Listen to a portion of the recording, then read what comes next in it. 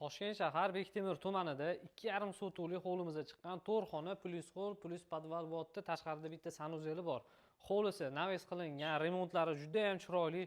Uy ichkarisini bitta ko'ramiz, lekin havas qildim uyga.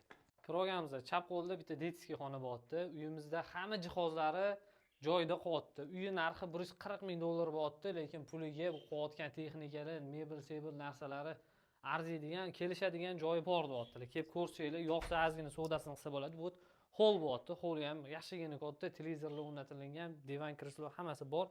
Vanna tualeti alohida. Bu birinchi tualeti va keyingisi kattagina ishlangan vannasi joylashgan ekan. Bu yerda ham lekin kir mashina texnika.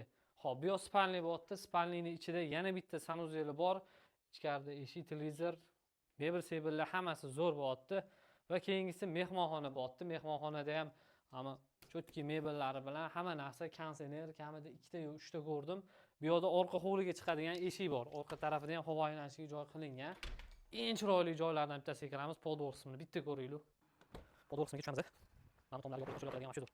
Oshxonani ko'ryapsizlar, juda ham chiroyli mebellar, chiroyli qilib yasatilgan, o'rnatilgan, hammasi tayyor. 140 ming dollar pulini ichida qo'yapti bu texnikalar ham. Bu yerda bitta kladovkasi bor, kichkinagina narsalarni qo'ysa bo'ladi. Toshkent shahar Bektemir tumanida 2,5 sotuv 4 xona plus hol plus podvalda katta oshxonasi bor. Ozgina kelishadigan joy bor, faqat naqdga beraman deyaptilar. Kelib ko'rsanglar bo'ladi. Uyni egasi bilan savdo qilasizlar. Salomat bo'linglar, uychi bola sizlar bilan.